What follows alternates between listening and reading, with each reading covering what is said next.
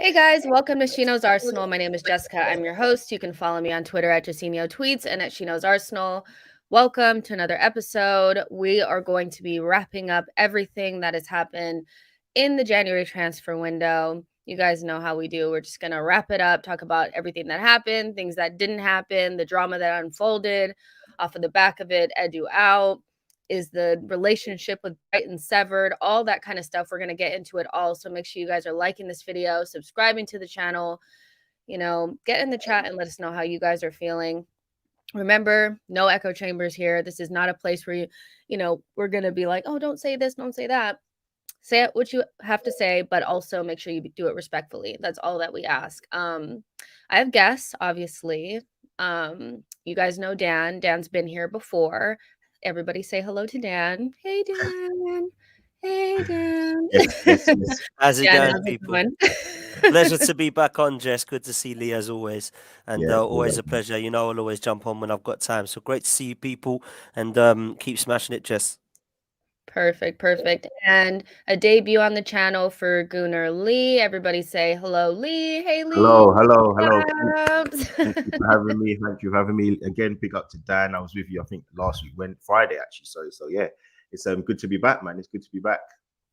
Perfect. So let's just get into it. The window is closed. I have to be honest, it felt a little bit like a summer transfer window because it felt long. And we did business, where usually in January we don't do business. So I'm happy to see the back of this window close. I'm done. I'm tired. It was long and it was just a lot. And there's been a lot of fallout and drama off of the back of it. Edu out was trending the other day. There's been a lot said from a Brighton point of view in regards to the Caicedo thing. So I wanted to go over those kind of things first. So the first thing I wanted to kind of talk to you guys about is something that has been probably my main focus and my main annoyance around our window was our inability to close the big deals. We went after Mudryk. We had been trying to get Mudryk since the summer. This is a player that we were heavily linked to, was supposed to be #1 target. We were supposed to get him. He wanted to come to Arsenal and ends up going to Chelsea at the last minute.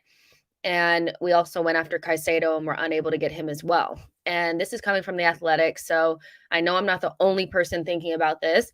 Arsenal did not get the marquee names they hoped for, and there are lessons to be learned from those unsuccessful pursuits. AFC squad is now at a level where the players likely to help them move forward will be in high demand, and they must learn to close those key targets. Dan, how do you feel about that? Because obviously we brought in players, and I don't think anybody is saying that we haven't improved the squad, but there is a little bit of an element there of why are we unable to get those big deals over the line?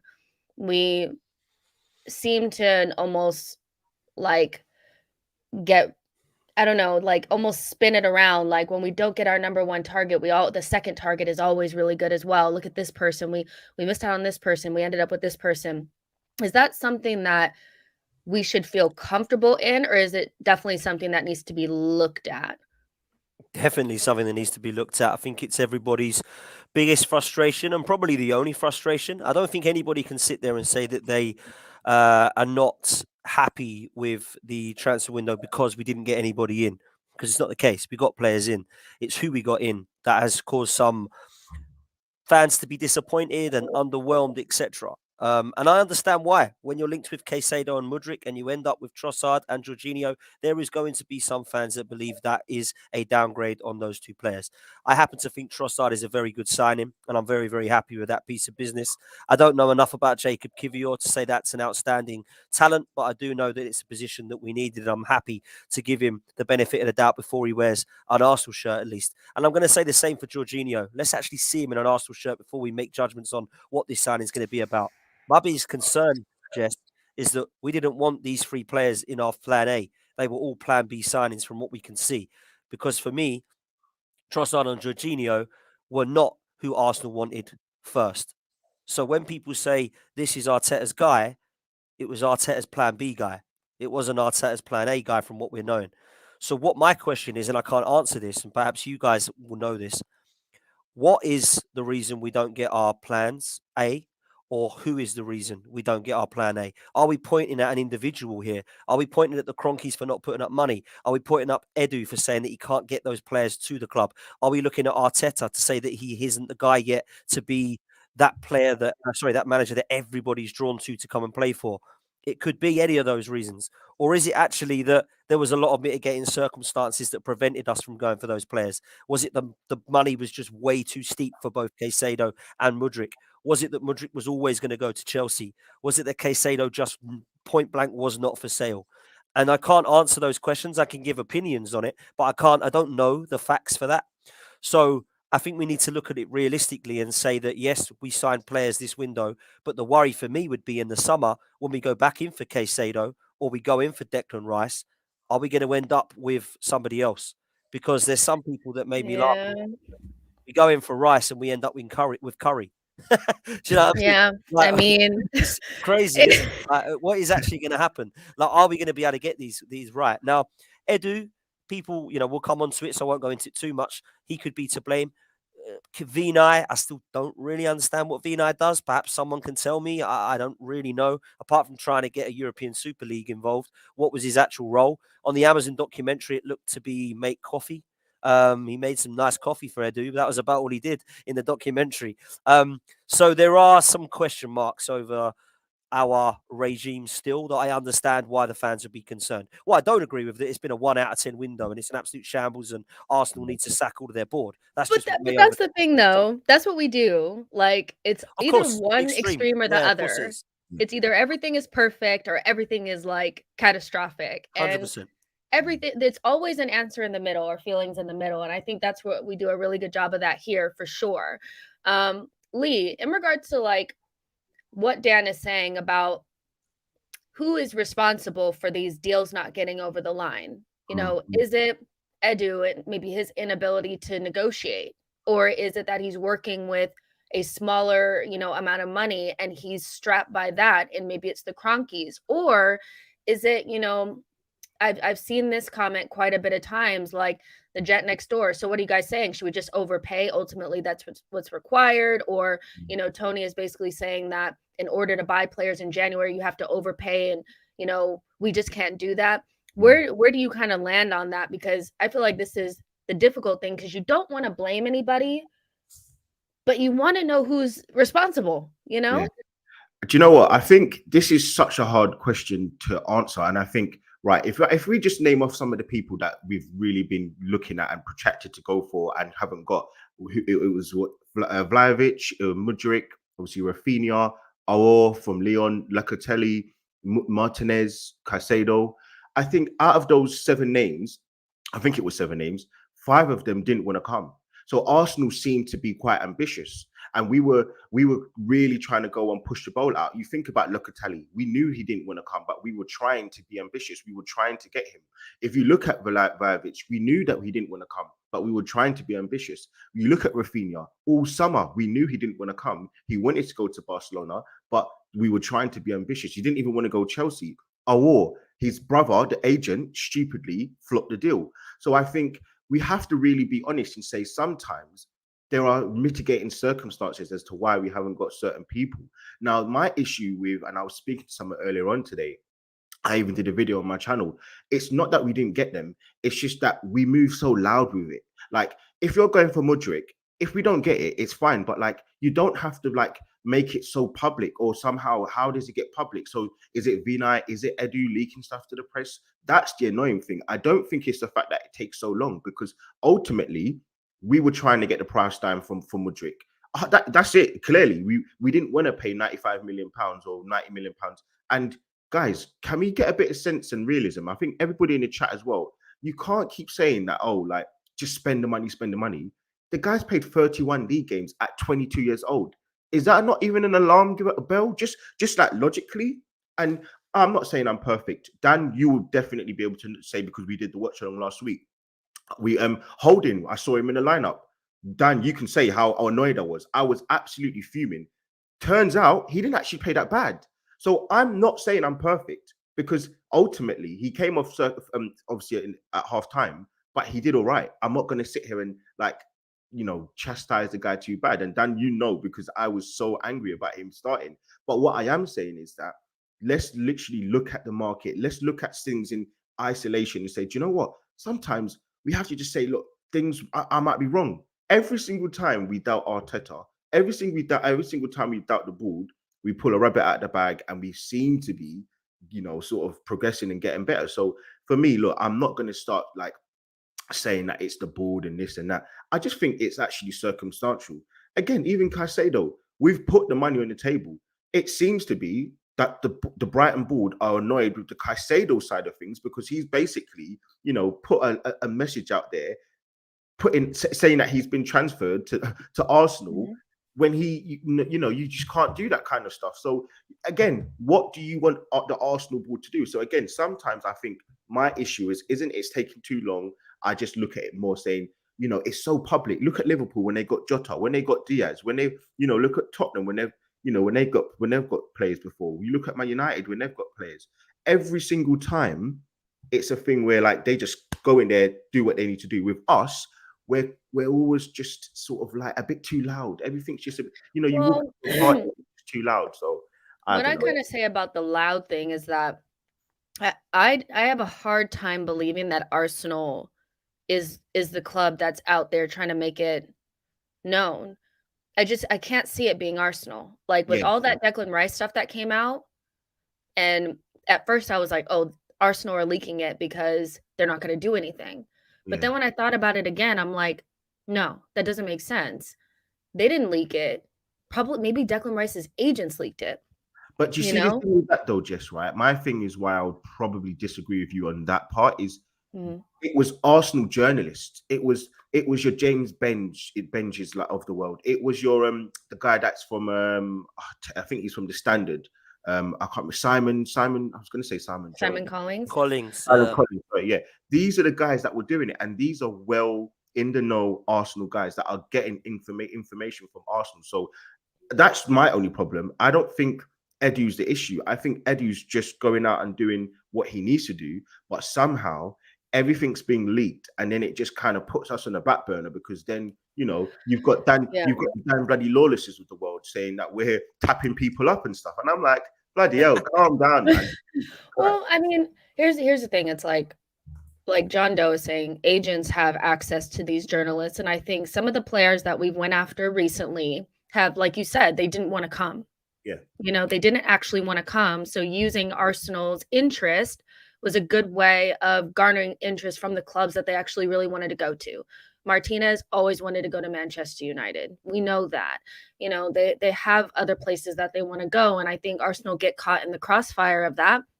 But kind of going back to, big money signings and getting them over the line, I do think there's an element from my perspective where it's like, if we don't have the facilities, which I would hate for Arsenal to be the type of club that cannot get it done, but if we're not the type of club that can do it quietly, quickly, get these deals over the line, then we need to stick within our area, 30 to 50 million, young players. Then just don't go after them, because I feel like, we can say like, I'm glad that they tried, but it does feel like there's a little bit of an issue there where we just can't seem to do it. And I do worry about the summer. Do you I can't think? lie. I Do you worry think? about it. Do I you, do you do. think that there's an issue with, because we haven't actually got a player over the line that we've been going for? I think Pepe's pretty much the only one, but we've not got that player over the line where we've negotiated and we've got a big player. So other clubs still look at us as this, a joke of an institution that can't, we can't negotiate, we can't get players over the line, etc., etc. Because I think it's almost like winning your first trophy. Once you get your first one, then the clubs, the players, the club, they have a sort of a drive and a strive to keep winning and getting more trophies. I think once we get one trophy, once we get one big player over the line, your Declan Rice's, your Caicedos, off a smaller club, because West Ham and the likes of Brighton are smaller clubs. I think then we'll build that reputation to say, yeah, do you know what? We aren't a joke of an institution. We have got these big hitters that can do things like the guy from Liverpool that just seems to walk in and just like honestly pay people what they want, and the Jotas of the world and Nunez's of the world and all sorts. So I think that's also It's about where like the summer's going to be interesting because yeah. for me, Mudryk and Caicedo are not two world-class stars that we're trying to prize away from PSG or Real Madrid, right? They shouldn't be difficult to try to tempt to Arsenal. Shakhtar Donetsk and Brighton or Arsenal. You tell me where you'd rather play, right? So that's the worrying thing. What's not so worrying, though, is that in the summer, I'd like to think that this season will be a very good one for Arsenal. And in the summer, a lot of players will go, I fancy that project right there. I don't fancy going to Liverpool. We've got to start again. I don't really want to go Chelsea because it ain't guaranteed because their nutty owner will buy about 400 players a window. I don't really know where Man City are going. Is Pep going to be there long? What about Man United? I like what Ten Hag are doing. Perhaps that's tempting. I think Arsenal in a very good position for somebody like Declan Rice to go, I fancy that.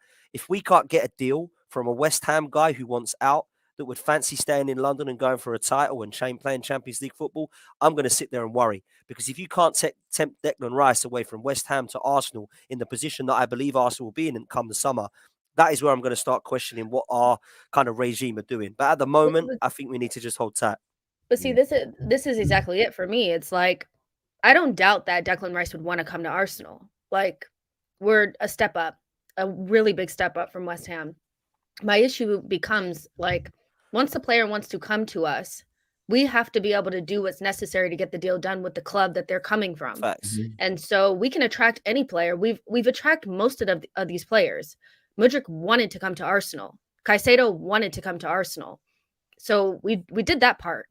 The issue is once we get to the clubs, we don't seem to be able to agree on a fee, and then we can't get it over the line. And so that's where a club like Chelsea that has a money bags owner like Bowley will come in and say, well, we have London too. We'll probably have Champions League next season as well, and then they'll say, well, stay at West Ham or go to Chelsea, just like Mudryk did. And so that's where we round back around to, why can't we get it over the line when it comes down to the money part of things? Yeah, I think as well. If Edu doesn't have the money available, then it's the ownership. And we need to ask questions of the ownership and say, if this is the type of player that Mikel Arteta wants, then you need to give him the facilities to go get that player. 100%. If you're really truly backing him the way that you say that you are, or is it Edu that can't negotiate? Is he letting him down? So we don't quite know, but we'll know in the summer, because if we win the league and we still ain't getting the players, that's going to be a bad look. And I think you also have to add in, look, we have to put a little bit of blame on Edu though. But I think, as what my point was, people are going so far fetched with it. Look, the ultimate thing is he is still a rookie in his role. No, I'm not confessing that he's the best at his job, because he could have thought of that amortization, but he obviously didn't, because he wasn't as clued up as some of the other big hitters. He's probably not got that clout in terms of Europe. In South America, he might be able to do a few dealings and stuff like that, but it seems to be that he doesn't have it. He doesn't have that sort of look in Europe, and he needs to build that up, and he needs to build up his reputation and stuff. But listen, I just think if people are going too far fetched on the left hand side of things and saying that he's like Edu out and stuff like that, the guy's just got a new contract anyway. He ain't going anywhere. Like, I don't know why people keep like making that kind of thing, but yeah. I mean, he's also like kind of like Arteta. learning from his mistakes. He's not necessarily somebody with a vast amount of experience. So maybe in the summer, he will learn from what happened in January. Because I think from window to window to window, you can see that he's learning from his past mistakes. You know, this time around, maybe he'll learn to do it quicker, you know, that kind of stuff. Maybe make sure that the club is actually wanting to sell the player before, you know, things like that, not getting too sucked in with what the agents are saying and things. So you have to give him a little bit of grace there, but it's definitely something to watch. Now, in regards to, there's another little bit of news, obviously, like if you are not on Twitter, let me tell you, this Andy Naylor guy is an absolute psychopath. Okay. Like when we say like loves his club to death and loves Tony Bloom, like get somebody who loves you like Andy Naylor loves Tony Bloom. Okay. Because he was obsessed, you know, and he was saying the whole time that like, no matter what Arsenal bid, there's no way we're going to get Caicedo. They're not dealing with it, da da da. And he just happened to be right.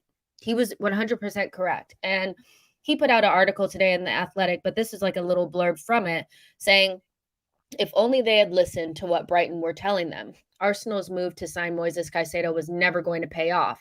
The way they handled it has fractured the previously cordial relationship between the clubs. Now, I've seen different responses to this. Some people saying like, oh my gosh, this is terrible, to of course you're going to take our money. You know, of course you're going to take our money. If we come up with the money, you're going to take it. Lee, are you worried about not being able to get Matoma in a year or so? Because I know I am. You know what? I think if we get the Caicedo thing, you look, ultimately, it looks like the whole Brighton as our sort of guinea pig is working, because you know it's a little bit like when Liverpool did it to Southampton and they bought, what was it, 4 or 5 players. So it you know, it seems to be working right now. We've got Ben White, and obviously we've now just taken Trossard off of them. So it would worry me in the sense of not getting Caicedo, because I think that he could be the person that, you know, helps us to be consistently great at the top, you know, and have that longevity, rather than what Liverpool are going through right now. They've had a nice 5-year spell, but they have literally run their players into the ground. And I think someone like Caicedo will be able to be the direct replacement for someone like Partey, who's got such a unique skill set. So yeah, it would annoy me and it would worry me for that. But my other thing I would say is there are other players out there. There are so many other players. There's Ibrahim Akane, I think, at Borussia Mönchengladbach. You know, I could list quite a few players that could come in and do a job. So yes, it is annoying and worrying, and obviously you never know who you're going to want to buy from a team. So it could come back to bite us in the end. But you know, I think it's a thing where, you know, you play it by ear at this moment in time. Where do you stand on this, Dan? Are you worried about severing the relationship with probably one of the gold mines of the Premier League, or is it just kind of like there's other places to shop, we'll be all right?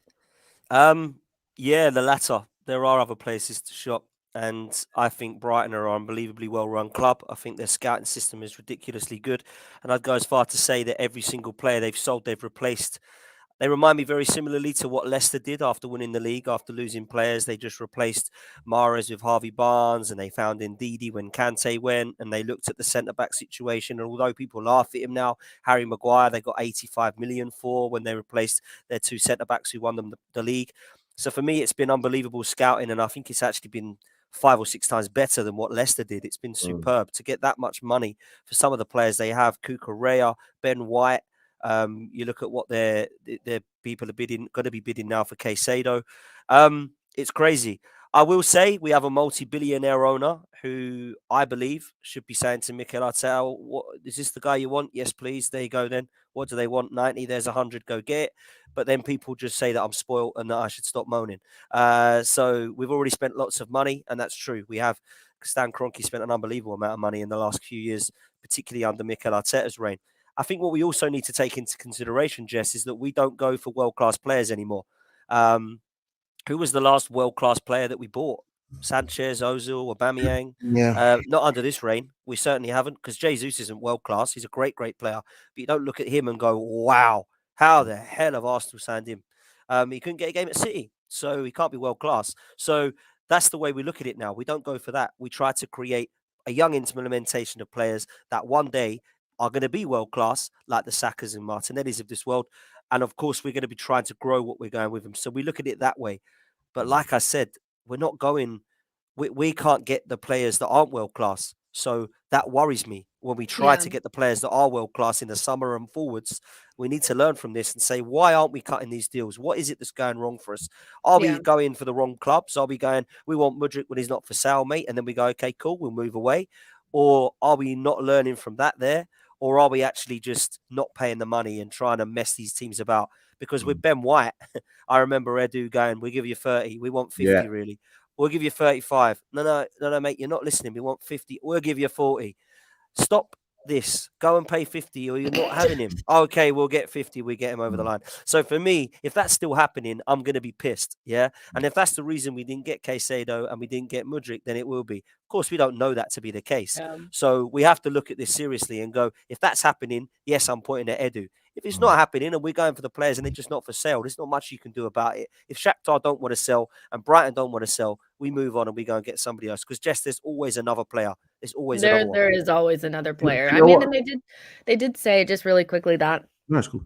they were also looking at Edson Alvarez and looking at Zubimendi, but he didn't want to come until the summertime. Like they were just there's other players that will suit, what we're trying to do. My whole thing is just like when you go from Caicedo to Jorginho, was there not anybody that was closer, like similar? Did we have to go for like the easy kind of like that's I think where the shock really comes from? Because if you go in for Caicedo, but you turn around and bring, I don't know, I don't know. Indeed. Yeah. You do something like that. I don't think anybody will be tripping as hard. It's just like, well, that's not similar, Do you know what? at all. I think go ahead. obviously Arteta's probably looked at it and said, you know what, I know what I'm gonna get from this guy, Jorginho. He's serviceable, he's a great backup. And I think when I was looking at it, and I said this earlier on, Arsenal currently play very similar to how Napoli played under the Sarri system. And I think, I think people need to get it through their heads that we haven't replaced Partey. We've just upgraded on El Neny and Lokonga. Yeah. He's not the replacement. So people need to try and understand that we've actually subtracted 2 to get 1. We haven't actually replaced, even though, yes, in the system, he will replace Partey. He can be a standalone DM, which is the number 6 role. He actually isn't their replacement for Partey. And that's where people are getting confused. People are like, why didn't we get this person? Why didn't we get that person? But, clearly Arteta wanted to wait to the summer. Do I think that's the best thing to do? Ultimately, Dan said it right. Like, ultimately, I'd probably say no. And I think just to add on to what Dan was saying earlier on, going back to the Caicedo thing, I think probably my biggest annoyance is, and again, I'm really kind of behind the whole board and Edu and the manager, is, why bid 60 million pounds? You might as well, and obviously I think Chelsea's bid was 55 million pounds that got rejected. Yeah. You might as well have bid 55 million pounds on £1. What is the difference of £5 million? You should have gone in at least 65 million, and then you can kind of start to jostle and work from there. That was my annoyance. You're expecting them to just be so stupid and gullible to say, do you know what? Yeah, take the extra 5 million when Chelsea have just bid 55 million and that's been rejected. That was stupid. We did that twice though, like the thinking that turning the head of the player is going to be so significant that teams will roll over. Yeah. And I think that with these teams like Brighton, like Villa, who we tried to do that to in the summer, but on a lower scale, from their perspective, if they're not going to get the top amount of money that they know these big clubs can give, then they're like, it's not worth it for us. It doesn't make any sense because you're going to disrupt what we're trying to do, because a lot of those teams like Villa, even though they've started out poorly, they want to get into Europe. They want to push for those spots. So I do think that Arsenal need to get real and realize that because the likes of Chelsea and Man United and other clubs are willing to spend top dollar on these players from fellow Premier League clubs and beyond, that they're not just going to fold just because you turn the head of their player. And quite frankly, Brighton played it perfect in terms of what they did with Caicedo, taking all the power away from him and his agent, everybody's going to follow that blueprint. So disrupting the player is not going to work anymore. So we just either have to come with the goods or just, don't do it. Just don't do it. Didn't work. Let's see. We have a super chat here from Alexander. Alexander says, trust in Arteta and Edu. We are first in the league. Yeah, I hear that. I think the thing about that we're in first place in the league, totally understand that, but I still feel like there's room to have conversation and discussion around a transfer window, even though we're in first. I don't think it should just be like, well, we're in first, don't talk about it anymore. Like, you know what I mean? We have another guest here. Dan, do you have to go? Did you have to go? No, it's cool. I've got some time. Okay, cool. I'm going to bring in Brandon as well. Hey, Brandon. How we doing? All right, guys. How we doing? How you We're doing? good. How you doing, bro? We're getting into the juicy bits now. We've kind of just talked about the Brighton situation, and now we're going to actually talk about the players that we've brought in. Obviously, Trossard was the first player to come through after the Mudryk deal fell through. And I would say that most of us are pretty happy with that signing. I haven't seen anybody that's been negative about it. I mean, he looks like an Arsenal player. Like, he couldn't have been a better fit. Kiwior, maybe jury's still out on him because we've never really seen him play. Like, nobody really knew who he was when he signed. And the big one, Jorginho, I just want to get like first thoughts when Jorginho popped up on your Twitter feed as an Arsenal player or an Arsenal option. Brandon, do you want to go first? Yeah, so at first I was a bit, well, let's just say it's an underwhelming signing. Considering where we was at as a football club and what the players that we was looking at, the money was looking to spend, it's a majorly underwhelming signing. But I tried to convince myself that it would be a good sign in the end, and I've now come to the conclusion that, like, let's put it this way. If we'd gone to any Arsenal fan, and I mean any Arsenal fan, and said, look, if you can only get one player in this January transfer window, which position would it be that you'd strengthen in? Every single one of us would say Thomas Partey's position, because if we all know if Thomas Partey gets injured, we're in big trouble. We've seen it already this season, not through injury, but when he comes off the pitch on the 60th minute against Brighton and we're comfortably winning 3-0, all of a sudden the game changes on its head. We start to lose the midfield battle. We look like we're struggling majorly. So that, for me, was always going to be a priority going into January. But it just doesn't look like it was a priority for the football club. Because if it was, we wouldn't have tried to go for Mikel and Mudryk. Although we needed strengthening in that area, I don't think it was as desperate as what we needed for Thomas Partey. And the reason why the Caicedo deal never really materialised is because we left it too late in the window. We gave Brighton all the power to say, look, this is the price. You either pay it or you don't. But either way, we don't really want the player to leave. And Terry said something to me yesterday, right? And it makes sense. Every single player, every single footballer has a price. Regardless of whether the football club want to keep them or not, they have a price. And if Brighton have set the price, you either pay the money or you walk away and find an alternative. Now, we left it so late. It was panic stations. And of course, the PR around the club as well are going to try and flip this one and say it's a Mikel Arteta signing. I can tell you right here, right now, the start of the January transfer window, there's no way in hell that Mikel Arteta was saying, go and get me a 31-year-old Jorginho from Chelsea. But it's also kind of left us in the same position as what we was when we entered the January transfer window. We entered the January transfer window going, we haven't got sufficient cover for Thomas Partey. We need sufficient cover for Thomas Partey. And we finished the January transfer window still worrying about Thomas Partey being out for any length of time, because Jorginho can come in and do the job, but he's not the same type of player as Partey. He hasn't got the same attributes. Let me ask you about this, though, because I've seen this quite a bit about Jorginho, that we're in the same exact position for two different reasons. One, because we got rid of Sambi. We'll talk about that in a second. But because Jorginho is nothing like Thomas Partey. What I'll say about that is that although I do understand, because we view Thomas Partey as more of like an athletic presence in our midfield and Jorginho is more of a passer, slower, immobile type guy that will be in the same position if Thomas Partey gets injured. But I guess my feeling is, and like I would like to get like Lee and Dan's opinion on this as well, is that the way that we play, it feels like we have possession most of the time. And I think there's almost like a misconception that like Thomas Partey does a shit ton of running. I don't see it that way. I actually think he controls the game and controls possession quite a bit. And there are times where he does cover, but those are kind of like in the big games. I think in most games, we're in control of possession. And having somebody that is pretty much a master at controlling possession with athletes in behind him, for me, doesn't seem like that big of a problem. Yeah, so the only thing I'd say to that is you're right.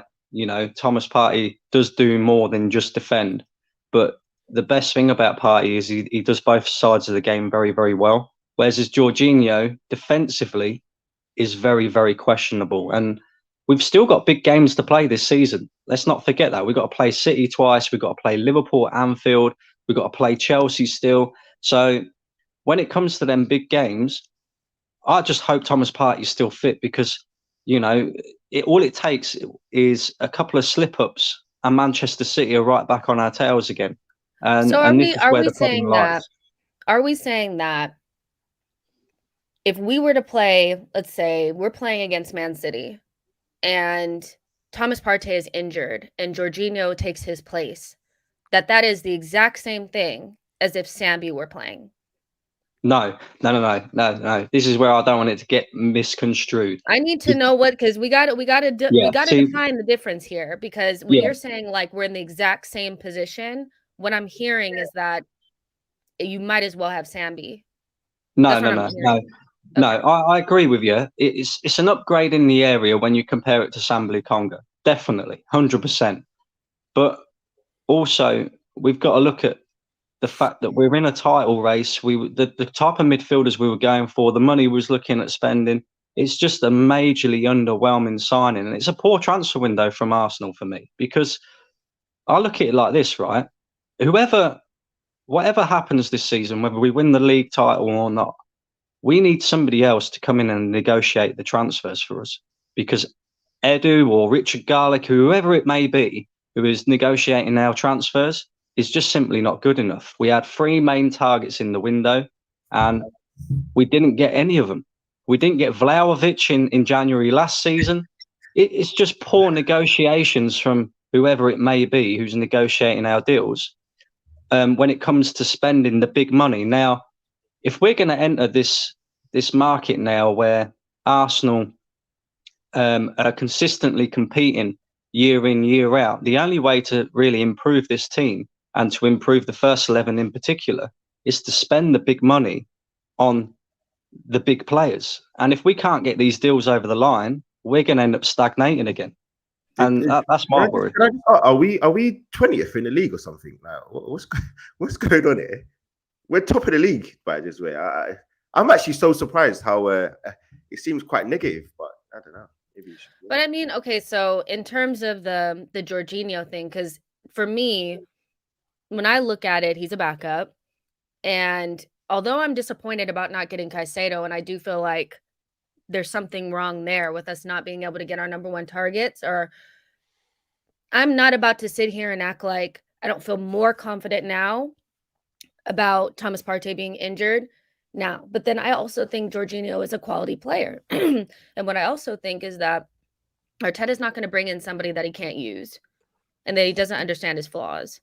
So for like Dan, from your perspective, like if Thomas Partey were to get injured now and we were to have to use Jorginho against, like, let's say a big opponent like Man City, Newcastle away, something like that, how would you feel confidence-wise bringing him in to the fold, knowing that he's not the same defensive presence, and all that kind of stuff, like what Brandon was saying?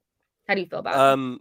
So I'm kind of with Lee in terms of we should be positive because we're top of the league. I can't help but agree with some of the points Brandon's made, if I'm honest with you. And I think it is okay to question the transfer window. I think it's something you said actually, Jess, earlier. Like, we can still question. Just because we're top doesn't mean that we're never allowed to Yeah, criticize or 100%. point the finger. And I do agree with that. And I think that there will be things that Edu and Arteta still get wrong.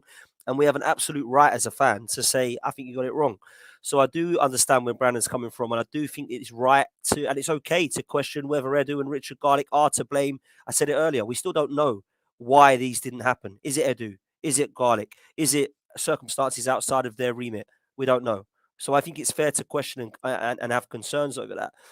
In terms of your question about Jorginho coming in for Thomas Partey, would I rather have Jorginho instead of Lokonga? Absolutely, 100% any day of the week, because he's proven already that he can be a Premier League player. I'm not so sure that Lokonga's proven that he's ready for the Premier League yet. So for me, it's definitely an upgrade on Lokonga. I can't help but still feel, though, that we've been left short in midfield now, because we've gone with numbers that are now exactly the same as what we had at the start of the January transfer window.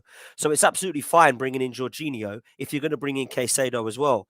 But when you're getting rid of Lokonga and you have Neny, who's now pretty much out for the season, are we actually left short with 3 30-year-old plus midfielders now that any could get injured at any time? And we might be left a little bit short. Let's hope that ain't going to be the case, because we're going to need everybody fit in that position now. We're really short, in my opinion. So I know Zinchenko can play there, and Ben White can come and play defensive midfield, and Vieira and Smith Rowe might be able to replace Granit Xhaka, but really you're weakening other positions when you do that. We never ever went into this season wanting Vieira and Smith Rowe to be a left 8. We never went into this season wanting Zinchenko to come in and play in midfield. They're options, of course. But when you look at how strong we can be, I can't help but feel that we have been left a little bit short there. As far as Jorginho is concerned, Jess, there's positives and negatives for every single signing. Yeah, 100% there is. I look at the positives. I think, yep, Euros winner, Champions League winner, leader, experience, solid head, very comfortable on the ball, technically ability. I look at the stats and we can see why Arteta likes him, right? But there are some negatives as well. Declining as a footballer, Chelsea were howling when we signed him because they clearly don't want him. There definitely is some problems off the ball for me. I don't see that he can get about the pitch like Thomas Partey. But also there's some positives to his game as well. So we got to remember what we bought him for. Have we bought him to come into the team right now for 19 games? No. We bought him to be a part of this squad to give us something. So I can understand why people are underwhelmed by the signing. I can understand why people are fine with it. If it was me, I would have liked one more to come in with a little bit more athleticism into our midfield, so that if Granit Xhaka was to get a knock, Caicedo comes in. If Partey gets a knock, then Jorginho or Caicedo comes in. That's where I wanted to be at. So I can understand why people are a little bit disappointed. So that's what I would say on the matter. Lokonga, yeah, not ready. Neny, frustrating. We've only got 3 in midfield now, and we've only got 2 up top. So if we're going for this 4 competitions, we might be a bit short. We're only going for 2. And some people are saying now that we've probably only got enough squad depth to go for one of them. So let's hope and pray that we win this league. Well, yeah, we're definitely going to go over that in a second as well. Like, looking at the depth, and when you actually see it, sometimes you feel a little bit different. But here were the outgoings. And, I don't think I feel any type of way about any of this, to be honest. Like, Cedric, you weren't even making the squad. Bye. Sambi, we'll get to that. Marquinhos, like, he wasn't really getting into the squad. He wasn't really fighting for a spot against Saka. Like, he needs game time. But like with Sambi, I did see I wouldn't have loaned him out because now we're light in midfield. Here's where I question and challenge this. Sambi is not a 6, and he's not an option for us at 6, regardless if Jorginho is there or not. Because when he plays, it's like having nobody there. And as harsh as that sounds, he was moved into the 8 position in preseason because he cannot play 6. So for me, keeping him around just in case Jorginho gets injured, I'd almost rather us go for, a Zinchenko or some sort of makeshift, because Sambi there is a failure. It's not going to happen. And as an 8, let's keep it 100. Like, he's not getting in the team above Smith Rowe and Vieira as an 8 either. So I thought him going on a loan was the perfect scenario for him, And so in terms of like leaving ourselves light in that regard, let him go. Let him spread his wings. Like, I didn't see a reason to keep him. Lee, you're shaking your head. I think you maybe agree with that. Yeah, Oh, Dan, you want to go ahead and go? Yeah, I do need to jump off, Jess. I'm really sorry, but thank you No, so no much for worries. having me No on. worries. I much big up, appreciate man. it. Always a Yeah. pleasure. Good to Big speak up. to you, Nice Brandon. chatting. Good to see you, Lee and Jess. Always a pleasure, man. Big up the chat. Make sure you smash the like and subscribe, and I'll see you next time, people. Bye. See you next See you in a time. bit, bro. See you in a bit. Laters. Yeah. Look, for me, All right. look, I 100% agree with your idea of sort of these guys going on loan.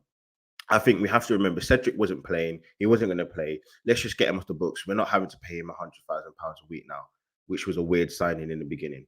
Sambi Lukonga, I don't understand why everyone is like now waxing lyrical about this guy. Oh, he shouldn't have gone. When everybody that is an Arsenal fan didn't even want him to start. Nobody trusts him to start. Nobody believes in him. So what is the point? Now, I also am quite happy that he's gone to Crystal Palace. I think guys need to start doing a bit of research on why he's probably gone there. Patrick Vieira is known to be quite a father figure. Look at what Elise said about him, Eze said about him, Zaha said about him. He needs to be, really looked after and nurtured by, let's put that in there, one of the, if not the best centre mids slash sixes in world football at the time. One of the best captains that have ever played football in ever.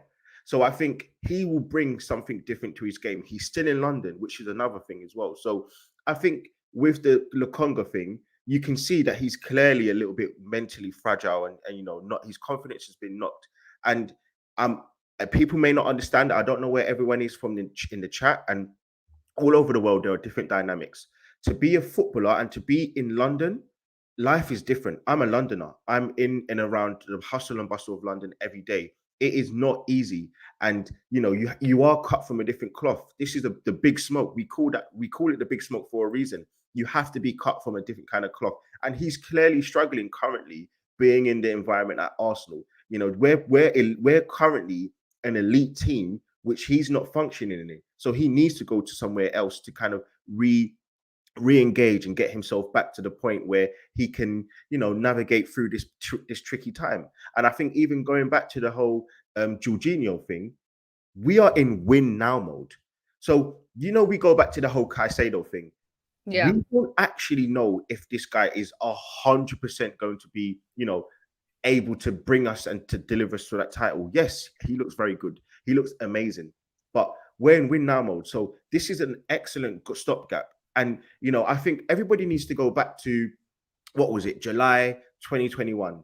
It was such a hot, sunny day in London. Everything was rosy. And if people want to go to the 11th of July, it was a special day because England played, I think, Italy in the World Cup, the European Championship final. I think I want everybody to go and do a bit of research and see what formation they played, Italy, and who played in that sixth role. It was Jorginho, and I think he was one of the highest rated players in the team. He was excellent. He didn't have a monster next to him taking up all the tackles. He controlled the game.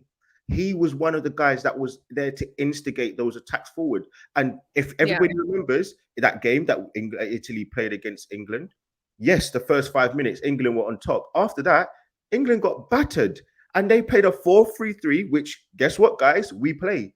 And they also had Jorginho in the sixth role. Guess what, guys? Who's going to play in that position if in the eventuality of Partey not playing? So I think, guys, and I think the most important thing is last week, everybody was like, yes, Arteta is the best guy in the world. He can navigate through everything. He knows what to do. When we're in the stadium, everyone's singing this and singing that about how Arteta is going to deliver us to the promised land, etc., etc. Do you think that he's a novice and Arteta and Eddie's a novice that said, all right, I've only got a list of 2 players that I want? That is like crazy to think. You don't have a shopping list and think, all right, well, if I can't get this pasta, I'm not going to get anything. You get an alternative. There's a list of players that he's probably asked. Yeah. And Jorginho could have been the 4th player. But let's not act like he is absolutely never been on his radar. He's not what nobody wants. We know that he's been on his radar and stuff like that. And I think, people felt a lot more comfortable with Jorginho once they realized that Arteta wasn't just being given some some player that he had never seen before and never really wanted. I think it's just when you're dealing in January, you have to be really, really careful, because when you're going for your number one target, if it's kind of a far-fetched thing, quickly your number one target becomes your fourth target going after that person. Whereas in the summer, you go after your number one target, you still have time. You go for the second target, it's a little bit closer. And I think that's kind of what happened is you went for Caicedo, young, up and coming, probably a future signing, and then you go to Jorginho and it's a little bit underwhelming. It's like, what's going on? And then obviously you have Chelsea fans saying, oh, you got our dead wood, blah, blah, blah. So I completely understand that. But in regards to Sambi, this is the perfect loan for him. Probably perfect loan for Marquinhos, and maybe Fulham will want to buy Cedric. But, we'll see what happens with Sambi and Marquinhos, but I think both of them it's fine for them to go where they went. Now it's just a matter of where are Arsenal in terms of our squad. And that's what I want to look at now. This is it. This is kind of it into the end of the season. And, looking at this and I do think that we've done a pretty good job at bringing in quality and experience quality to push us to the title. It's not exciting because it's not the future and all that kind of stuff. But even when we did future, we brought in Ramsdale and Odegaard and we brought in future players. I'm not going to lie. The reaction to that was, why aren't we doing anything for now? Now that we're in now and we're doing now signings, I do find it a little bit it's crazy, Jess. Well, we're going after the title now, so it's not like this is not. It's just we went after something else and did not get it. So Trossard got to be our best signing of the window. I mean, that is just such a fit. And Kedia, he hasn't been a signing, but I think him becoming a good player in everybody's mind is almost like a signing for us as well, because I think a lot of us felt like we might need 2 forwards, but we only needed 1. Nelson, he's out. So it's kind of okay, well, when is he going to come back? Do we think he's good enough? Smith Rowe needs to get fit.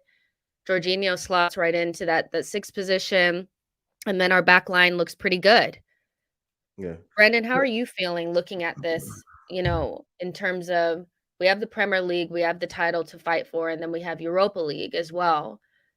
How do you feel about our chances of getting, meeting those benchmarks, per se, with the squad that you see on the screen? Yeah, I think it can be done. It's about maintaining the level, because the further we go throughout the Europa League, the stronger the team's going to be. Obviously, we're not going to be throwing in second string players and that we'll be playing stronger and stronger team. And then it's just about maintaining the performances we've seen in the Premier League so far this season. So, and I've been listening to, Lee very carefully there, and, slowly convincing me that, maybe the Jorginho signing is not as bad as what, Brendan, it's not as bad as I feel like you feel it is, but I'm not going to lie to you. My very first video talking about Jorginho sounded exactly like you sounded. The first one. Yeah, I think what it is, right, is you're right, Lee. Mikel Arteta has done an exceptional job with the team this season. And I've been one who's got on his back a lot. I was Arteta out not that long ago. So to see what he's doing with this team now, and to see the squad that he had as well, the fact that he was looking at that bench and thinking who can I bring on? I just expected more from the football club, to give him more than just Jorginho. I mean, I like the Trossard signing, don't get me wrong. I was one that was calling for that. But I don't know, that position for me was a priority, and it just didn't seem that way to the club. So, but yeah, I mean, looking at that squad, I think we've got enough there. Do you know what I like about the signings and this squad as well? Arteta's got a clear idea. You've got Zinchenko, bought from the Premier League, another Premier League team. Ramsdale, bought from another Premier League team. White, bought from another Premier League team. Jesus, bought from another Premier League team. Trossard, again, bought from another Premier League team. We are in win now mode. Sorry, also, lastly, Jorginho, bought from another Premier League team. We are in win now mode. Listen, I love basketball. And I remember a famous quote from LeBron. I mean, I don't really like to swear and put exclusive, but he said, sort of like, I think he was at the Cleveland Cavaliers, and he said, we are heavy as shit. And this was because their starting five were really good, but their bench was horrible. Now, look at our team. Look at our team now. We look like we can go to a point where now there's a battle between Trossard and Martinelli. Everybody in the chat was going to be like, do you know what? Trossard he reminds me of Haleb. I don't know if guys remember Haleb from back in the day. He now looks like he can take Martinelli's place because he's so good with the intricate play, and he's so good with, the edge of the box, taking shots and stuff like that. And again, guys, I want to stress, I'm not saying Jorginho is the most important signing and he's amazing, but he's come on an 18-month deal. He knows that this isn't his last contract, so he has to play to a certain level to go and get a contract at Arsenal or another club. He's not come here just for a holiday.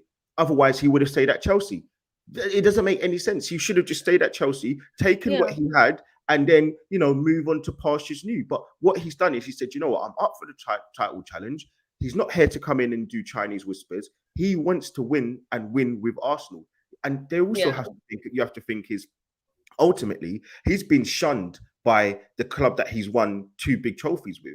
He's now going to go, do you know what? Stick it back up to Chelsea. Let's go out there and show that, I am a serviceable player that can come in and, make a difference.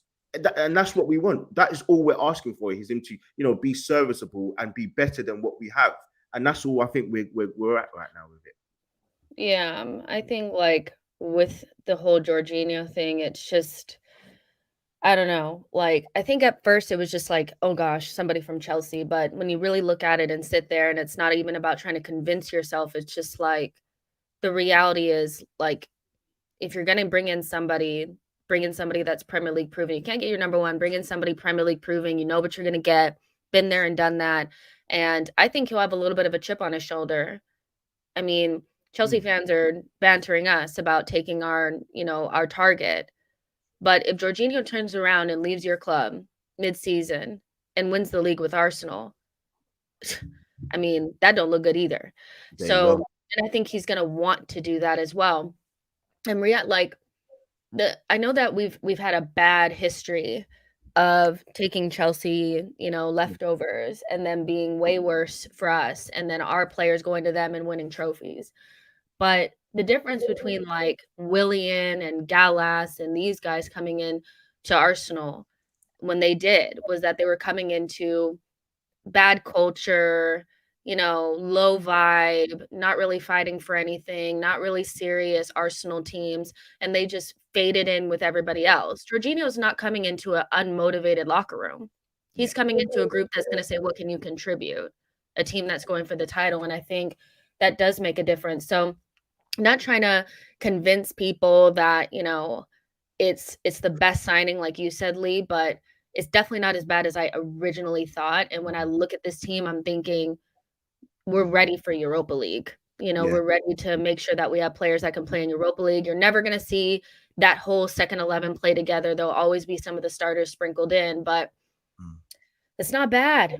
It's not bad. You've and when I first saw the news, I'll be honest, I was like, not again. Like, I genuinely was. I was like you, Brandon. I was like, not again. I was like, no, like, why are we doing this? But when I took my mind away from Caicedo and look at him as a standalone player, as a signing, as someone's just so rightly put it, I don't know who it was. I think it was. You've literally just put it up there. Sorry, Billy. Jorginho is a register, and there was a famous quote from I think it was Arteta saying that it's death by a 5. Is it 300,000 passes?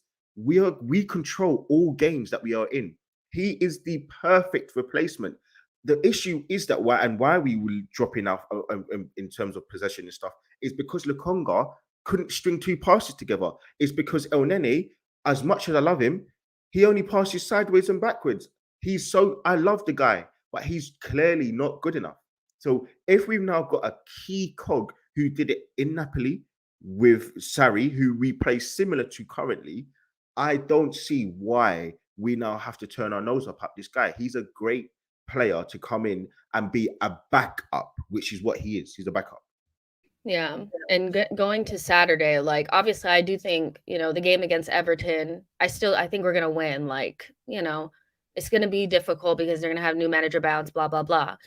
But Arteta's not gonna have that same issue that he had just a couple of weeks ago when we played against Newcastle. Like, he will have a group of players on the bench that he can, if we're winning 3-0, you can take Partey off and bring Jorginho on, and pass them to death and let Partey sit. Smith Rowe is coming back into the fold. Trossard could start. He could, come in as a boost at the 70th minute. Like, there's just so many different things now that you can do. And people are still saying that we don't have enough depth. But the reality is nobody has the same depth as Manchester City. This is much better than what we started off with. And so, as disappointed as I am not to get the top targets, like, this is good for the title charge. And so I'm happy with that. There's 745, just really quick, there's 745 of you guys in here. Make sure you guys like the video, subscribe to the channel. We have 2 more things I want to talk about before we get out of here. Go ahead. Yeah, I suppose as well, if you look at our depth on there and then compare it to maybe Liverpool's depth when they won the league, I would say, it's very, very similar. Very similar. So yeah, it's not inconceivable that, the 2 teams that we've got there in terms of our first 11 and our backups couldn't go on and fight on both fronts, I don't think. And remember, that's a great point. Remember, Liverpool only had Origi and Shaqiri that season. That is all they had. We now have Trossard, ESR, which is now not going to have too much pressure on him to come back straight away because we've got other players that can come in and do a great job. Vieira, yes, he's not playing well right now, but he can still be another player. Nelson coming back. Jesus, I was so excited. He's now put his boot on today for the first time, and he's going to be back. And Nketiah goes to the bench. Guys, our backup keeper, Turner, would go into most teams in the league right now. He's so good. So I just think sometimes we need to look at the perspective of what we are, where we are, and then obviously to add in the fact that Man City are actually weaker as well. So yeah, exactly. So the last things that I kind of wanted to just touch on are the Neny situation. Obviously he's out for potentially the rest of the season, which is awful for him. And, he's had injury issues that have come out of nowhere for somebody that's so reliable. But then there was the report that kind of came out around Arsenal giving him or extending his contract by another 12 months. And it was met with a little bit of, what are we doing here? Personally, I think it's time to move on from Neny. And after him getting surgery and being 30-something years old, I can't see where the retaining value aspect of things come from. So, Brandon, from your perspective, can you make sense of this at all for me, or why Arsenal would be extending Neny's contract by 12 months when, he's basically, I would imagine he'd be done, right? Yeah, it doesn't make much sense, Jess, but there's always Arsenal to throw out sentiment. Do you know what I mean? Like, Arsenal are the one of the only big clubs in world football that are sentimental when it comes to players. And you're right. Neny's, by the time he comes back from it, he's in his 30s. He's a serviceable player, and he's been all right for Arsenal. We've got our £7 million worth out of him, definitely 100%. But it is time to move on from him. The only thing that I can think of is maybe, the Arteta and Edu want to keep him around as just an extra backup option and just in case. But I'd be very disappointed if Arsenal didn't strengthen in the midfield in the summer, because we definitely need that. And for me, one of the players that would be moved on would be Neny.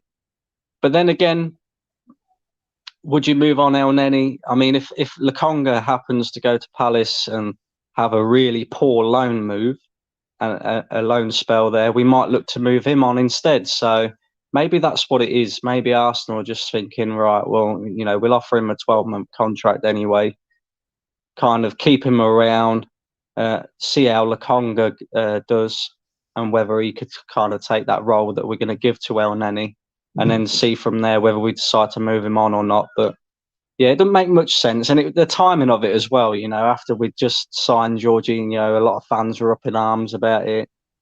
You know, trust this football club to do this. It's the same thing with Arsenal. Yeah.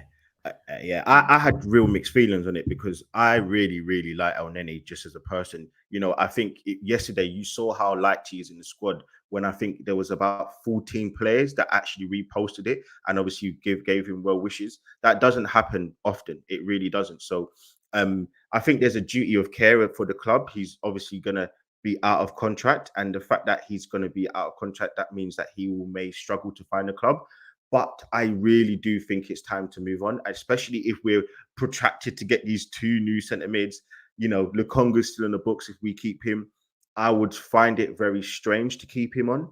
But I do think that there is a real duty of care to kind of make sure that this guy can get a new club, because I think he will only be 31, if I'm not mistaken. And as I said, look, people are going to laugh about the whole cheerleading thing.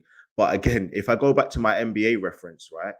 I think his name's he's Udonis Haslem for the Miami Heat. He's now 41 years old and still on the payroll, and he doesn't play. I think he plays honestly like 10 minutes, and that's over the course of a season. He comes in for like 1 or 2 minutes, and he's their glue guy. He's the guy that comes in and really tries to motivate the team when they're not playing well. And you know, like sometimes there are bigger things to football than just, you know, the skill of a player.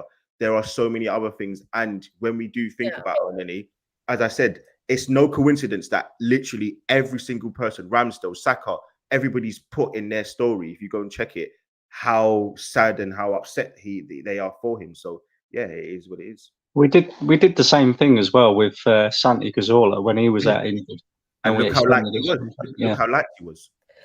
Yeah, and we are, you know, we are the type of club that looks out for our own and is very, you know, we're not cutthroat or cold-hearted or anything like that. So it makes sense from that perspective, as long as it doesn't affect anything that we're doing in the summer, which I don't really think it will. I still think, you know, obviously you bring in a midfielder, but you know, it is what it is. It was just a topic because it came up and I was like, let me just ask them what they thought about that. And last but not least, probably for me, the highlight of this transfer window was finally getting confirmation that Martinelli had signed a new deal.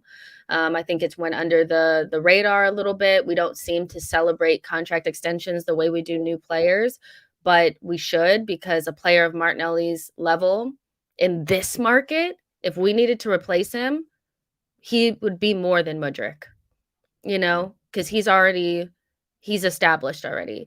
So getting this over the line is so important. But then it leads me to like the next two. How confident are we that we're getting Saliba and Saka on these new contracts? I'm worried about Saliba, if I'm honest. If I had to be worried about the three of them, I would probably be worried about him, only because I'm worried that the club won't pay him what he wants. I did a sort of live with James from AFTV, and we were speaking about how much he deserves. And James, anyone that doesn't know James, go to get to know James. He's honestly like a legend. He's so good at what he does. And we were speaking about how much he should get paid. And I said he should be on near enough, you know, close to the 180 mark. And he said 120. And I thought that was lowballing him, to be honest. I just think if you get someone like Garvio in the summer who's going to move to a big club, how much is he going to be getting? And he's going to be looking at that. So yes, you know, he's probably on what, £50,000 per week now, let's just say, hypothetically, and let's say he doubles what he's earning. Is it matching what his peers are getting? You know, Martinelli's getting 200k. I think that out of all three, Saliba's the generational talent here. I think that he's harder to. I really do think he's the generational talent. He's the harder one to replace. So I think that Arsenal probably won't pay him what he's demanding for a 21-year-old, whatever. And that's why I'm worried. But I think he loves the club. I just think that he might think, you know what, I can get money wherever I go, and I'm going to win wherever I go. So I think Saka's as easy as, you know, as easy as butter.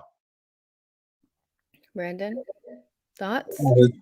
Yeah, I agree with most of what Lee said. If I had to choose which one I was most worried about, though, I would have said Saka, purely and simply because of, you know, the elite teams that are sniffing around this guy. And I look at City, for example, right? The one thing that I've noticed about City this season since having Haaland up front is they don't have anybody like with pace out wide, and somebody who's going to take on a man or anything like that. They kind of lost that when they sold Sterling, and they, Mahrez is getting older and stuff like that. I think they'll look to rectify that in the summer, and I think maybe, Saka, he's a hale end boy, so it's hard for me to say that maybe he might move on, but if we don't win the Premier League this season, then maybe that might be a thought in his mind, especially if we don't get his contract done beforehand. But you're right about Saliba as well. The one thing that I would say about Saliba is, for a young man, he knows what he wants, and you're right. If he's not getting paid within the right bracket of what he deserves, I think he could possibly move on as well. PSG. He could go back to France and play for them. I think there'll be other top clubs sniffing around him as well, because he has been exceptional. The only thing with the Saka thing, why I'm a little bit more calm, is you can see he's an Arsenal boy through and through. Yeah. 1, I think 2, if he leaves, he's not a guaranteed starter at any other team. I mean, he's an amazing talent, but he's not going to start week in and week out. Whereas Arsenal, he's got that Salah kind of vibe. He knows even if he has a bad game, he could have a month of playing bad. Nobody's taking his place. This is his team. He's the man. Yeah, I know people hate the reference, but he's our franchise player. He's the face. He is. And it's hard to get that at other places. And I think the one thing that I disagree on when it comes to Saka is that I think this season he would have been wanting to see if we were going to be competitive, to see if we can qualify for Champions League. And it looks like that's what we're going to be able to do, but we're also starting to challenge. What Saka will want to see is whether or not we're going to be able to bring in the level of talent that's going to continue. Like, challenging next season won't be the same as challenging this season. We'll have to buy more players. We'll have to be better. And so he'll want to see that. But I'm not really worried about Saka. I agree about Saliba. Agents are making huge cuts, moving their players from team to team. Yeah. And, look at Fofana, these big name kind of like, if Fofana can go to Chelsea for 70 something million, Saliba can go for double that because he's better than him. Mm-hmm. And agents get a huge cut. That's what they're going to want. So they may push for a wage package that's beyond what Arsenal want to pay. And that might lead to an exit, and really the best case scenario for his agent. So I am worried about that, but just pay the kid. Yeah. Just pay him, because we're not going to be able to replace him. That's right. Just pay him. It's about paying the money. At the end of the day, if we could afford to pay Mesut Ozil 350 grand and Aubameyang 350 grand, and we've got a generational talent on our hands, like Lee was saying, just pay the money. I don't think, if it's in line with what Martinelli and Saka are getting, I don't think you'll have a problem with that. I agree. I agree. And that's where I think, even some Arsenal fans, as I said, James, he said 120, which is 120,000 K per week, which in the normal realms of every one of us in the chat and on this panel is absolutely astronomical amounts of money. But I think if he starts to see some of these other players going around to other clubs, Real Madrid's, Liverpool's, whatever, and they're at the same age, getting, a little less, he's thinking, well, I mean, I can just run my contract down, because, the famous quote from Wenger, he said a few years ago, players will start doing this. They're going to start running their contract down. So I think Saka's loyal as can be. He's not going nowhere. Obviously, Martinelli, he signed a new one to, I think, 2027, which was quite nice.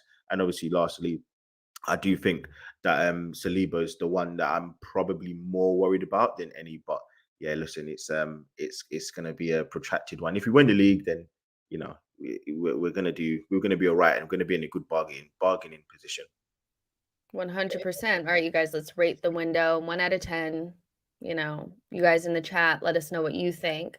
But I'll go to Brandon first. What's your rating for this January transfer window? It's 2 separate ratings for me, because if you look at the failings of getting our main targets and that, And the fact that I just feel like, you know, Jorginho being a bit of an underwhelming signing, I'd probably only give it a 4. But if you look at, like, did we get what we need in terms of what we need right now, then you'd probably have to say 6, 7, maybe something like that. Lee? You know, I genuinely would say that getting Trossard alone is a 6 out of 10. Genuinely, that is how I feel. So I think if I was to go any higher to get those 2 other players in, I think we've raised the base level of equality in our team. And if I would have said 6.5, but obviously I'm a school teacher, so if you go 6.5, you have to automatically round it up. So I'm gonna have to say 7. I'm gonna have to say a 7. Nice. Don One says 6. JN Edit says 7.5. Adrian says a 7. I don't know what that says. 6.5. Sorry. Michael says 8. Saksham says 6.69. It's pretty specific. Adrian 7. Social Joins 4. Abby 6. So definitely a range there. Drew Magus 10. Philip 5. So I'm gonna say this, that personally, like, I think it's like a 6.5. But I'm content. Like, I'm like, if I had to, like, say, like, am I overjoyed, ecstatic, happy, content, pissed? Content, you know, because we did what we needed to do. But I can't forget the Mudryk saga. It really just it took me out. It really did. Just the moment that I saw, like, I know where I was when I saw the little tweet that was like, Chelsea have come in for him. Like, my whole body just kind of like shut down, and I was like, we're getting hijacked. You know, we're getting hijacked. And I was trying to, like, go out for my birthday, and it was like horrendous. So yeah, it was awful.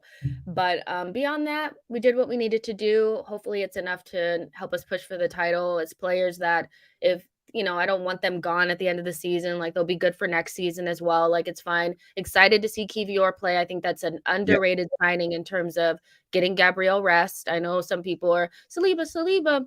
Gabriel is important, and we need to rest him. He's played 55 Premier League games in a row, so which is mad. Exactly, 100%. So I think it's a decent window. We'll see how we get on. And yeah, people are asking, you know, about your channel, Lee. So you want to let people know, you know, what you're up to and stuff.